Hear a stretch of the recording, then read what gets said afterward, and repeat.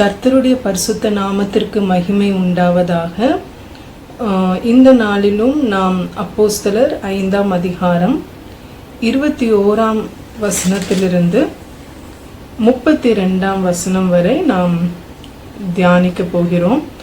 நாம் ஜெபித்து இந்த வேத தியானிப்பை ஆரம்பிப்போம்.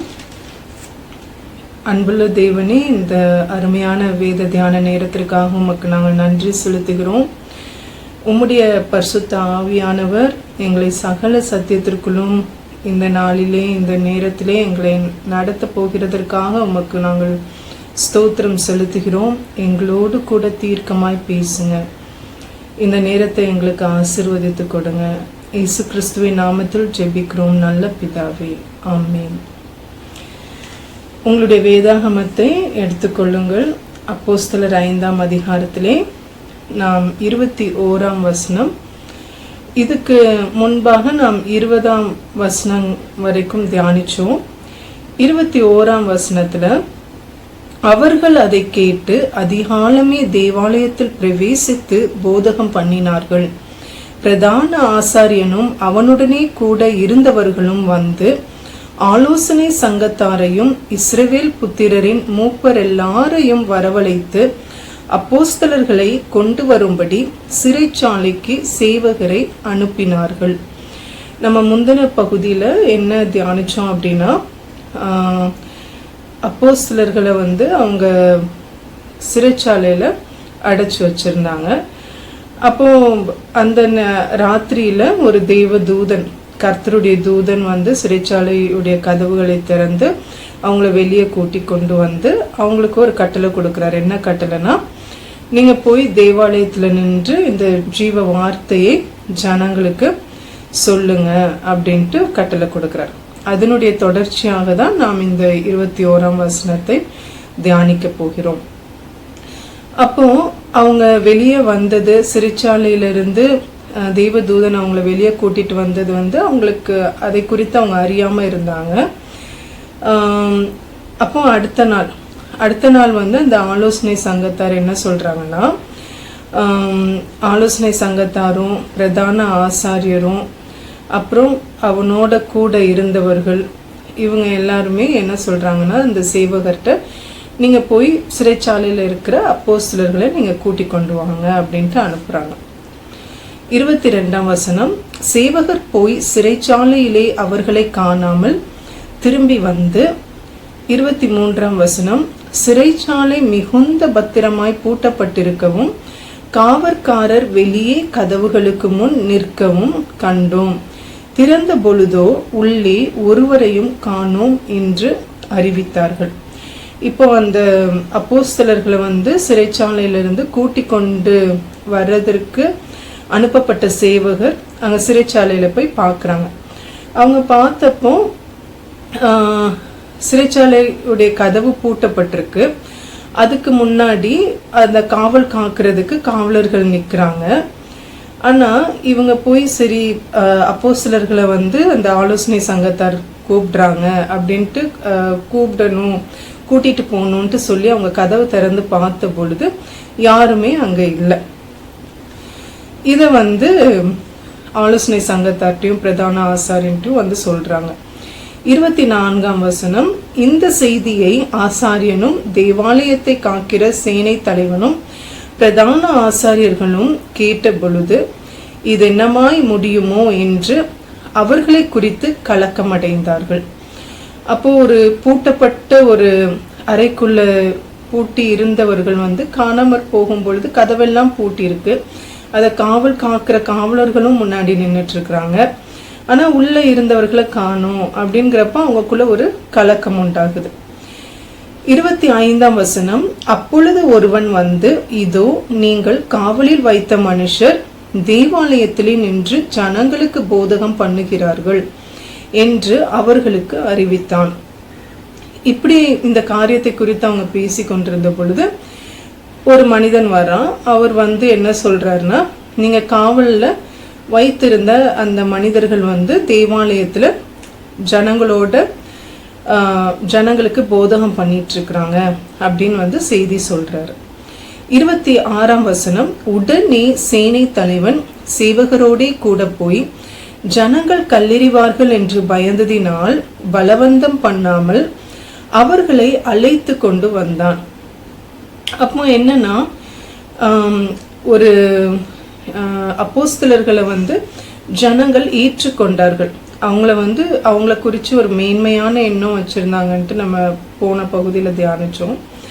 அப்போ இவர்களுக்கு, இந்த அதிகாரத்தில் இருந்தவர்களுக்கு என்ன கலக்கமும் பயம்னா, அப்போஸ்தலர்களுக்கு நாம் ஏதாச்சும் பண்ணோம்னா ஜனங்கள் நம்மளை கல்லெறிஞ்சிருவாங்க அப்படின்னு சொல்லிட்டு அவங்க மெதுவாக போய் பேசி ஆலோசனை சங்கத்தார்ட்டையும் பிரதான ஆசாரியர்கள்ட்டையும் கூட்டி கொண்டு வராங்க அப்போஸ்தலர்களை.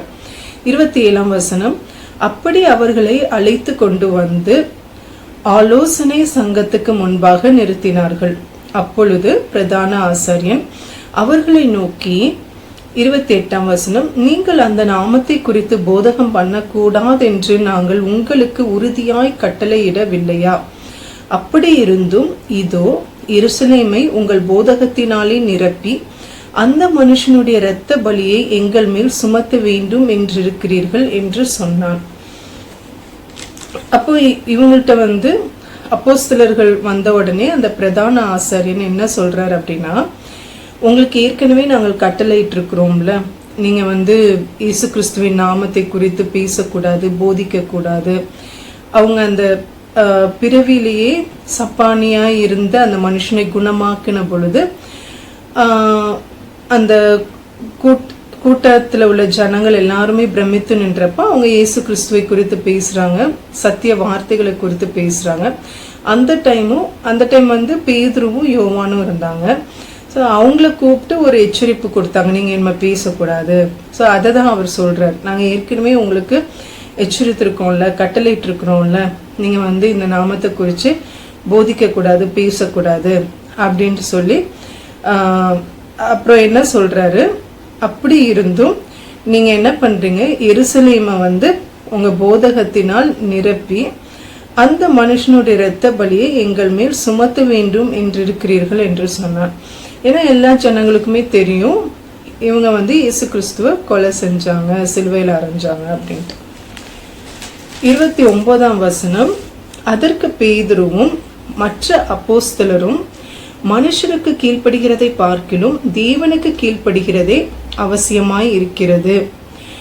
அப்போ முதலாவது பதில் என்ன சொல்றாங்க அப்படின்னா, மனுஷருக்கு கீழ்ப்படுகிறதை பார்க்கிலும் தேவனுக்கு கீழ்ப்படுகிறதே அவசியமா இருக்குது அப்படின்ட்டு பிரதான ஆசாரியன்ட்டு மறு உத்தரவு சொல்றாங்க.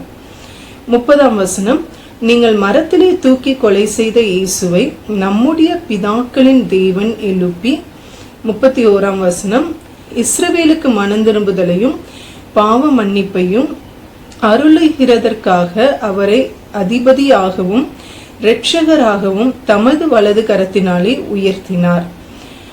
இங்க மறுபடியுமாக அவங்க ஒரு பல முறை ஜனங்கள் ஒரு அற்புதம் நடந்த பொழுது, இன்னும் அவங்க பரிசுத்த ஆவியினால் ஞானஸ்நானம் பெற்ற பொழுது, ஜனங்கள் கூடி வந்த பொழுது பேதுரு பரிசுத்த ஆவியானவரால் நிரப்பப்பட்டு அவர் வசனங்கள் தேவ வார்த்தையில் எழுதப்பட்டிருக்கிற காரியங்களை ஜனங்கள்கிட்ட பேசினார்.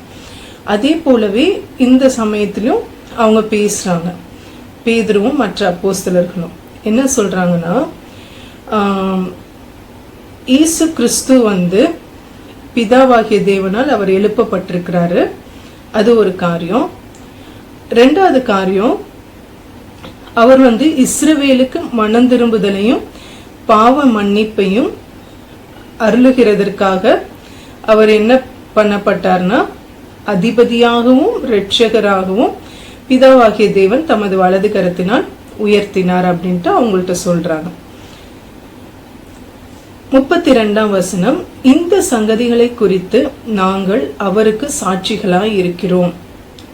அவர் உயிர்த்தெழுததை குறித்து இவங்க எல்லாருமே சாட்சியா இருக்கிறாங்க. தேவன் தமக்கு கீழ்ப்படுகிறவர்களுக்கு தந்தருளின பரிசுத்த ஆவியும் சாட்சி என்றார்கள். அப்போஸ்தலர்கள் மட்டுமல்லாம அவங்களுக்கு தேவன் காத்திருக்க சொல்லி சொன்ன கட்டளையின்படி அவங்க காத்திருந்த பொழுது பெற்றுக்கொண்ட பரிசுத்த ஆவியானவரும் இதுக்கு சாட்சி அப்படின்ட்டு சொல்றாங்க. இதுக்கு அடுத்த பகுதியில நம்ம என்ன நடக்குது, இவங்க எப்படி இந்த அதிகாரிகள் எப்படி அவங்களுக்கு பிரதியுத்தரம் பண்ணாங்கங்கிறத நம்ம தியானிக்கலாம். இதுல முக்கியமா நம்ம கற்றுக்கொள்ள வேண்டிய ஒரு காரியம் என்ன அப்படின்னா, மனுஷருக்கு கீழ்ப்படுகிறதை பார்க்கிலும் தேவனுக்கு கீழ்ப்படுகிறதே அவசியமா இருக்கிறது.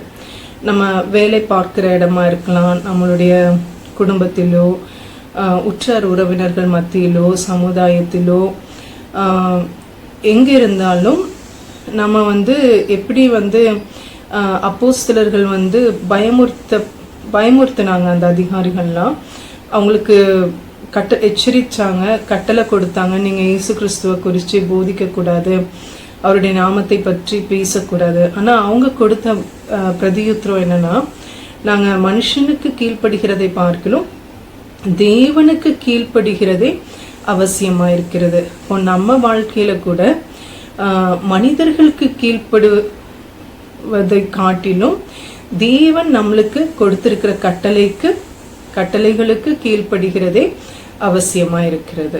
ஹல்லேலூயா. அன்புள்ள ஆண்டவரே, இந்த வேத தியான நேரத்தை எங்களுக்கு ஆசீர்வதித்து கொடுத்ததற்காக உமக்கு நன்றி செலுத்துகிறோம். அப்போஸ்தலர்களை எங்களுக்கு நீங்க கற்றுக் கொடுக்கிறதற்காக உமக்கு நாங்கள் நன்றி செலுத்துகிறோம். ஆண்டவரே, அவங்க வாழ்க்கையில நடந்த காரியங்கள் உம்முடைய நாமத்தை குறித்து அவர்கள் போதித்த பொழுது, பேசின பொழுது, ஆண்டவரே, அதிகாரத்தில் இருந்தவர்கள் அவர்களை கூப்பிட்டு கேள்வி கேட்ட பொழுது, எச்சரித்த போதிலும் ஆண்டவரே அவர்கள் தைரியமாய் பரிசுத்த ஆவியானவரால் நிரப்பப்பட்டு மனிதர்களுக்கு கீழ்ப்படுவதை காட்டிலும் தேவனுக்கு கீழ்ப்படிவதே அவசியமாயிருக்கிறது என்று தைரியமாய் பேசினார்கள். அப்பா, எங்களுடைய வாழ்க்கையிலேயும் ஈசப்பா, நாங்கள் வேலை பார்க்குற இடங்களிலே, எங்களுடைய வீடுகளிலே, எங்களுடைய சமுதாயத்திலே, எங்களுடைய தேசத்திலே ஆண்டவரே உமக்கு கீழ்ப்படுகிறதையே நாங்கள் எங்களுடைய வாழ்க்கையிலே மேன்மையாக என்ன, அதுவே எங்கள் வாழ்க்கையில் அவசியம் என்று எண்ணி நாங்களும் உமக்கு சாட்சிகளாய் வாழ கிருபை கொடுங்க. இயேசு கிறிஸ்துவின் நாமத்தில் ஜெபிக்கிறோம் நல்ல பிதாவே. ஆமேன், ஆமேன்.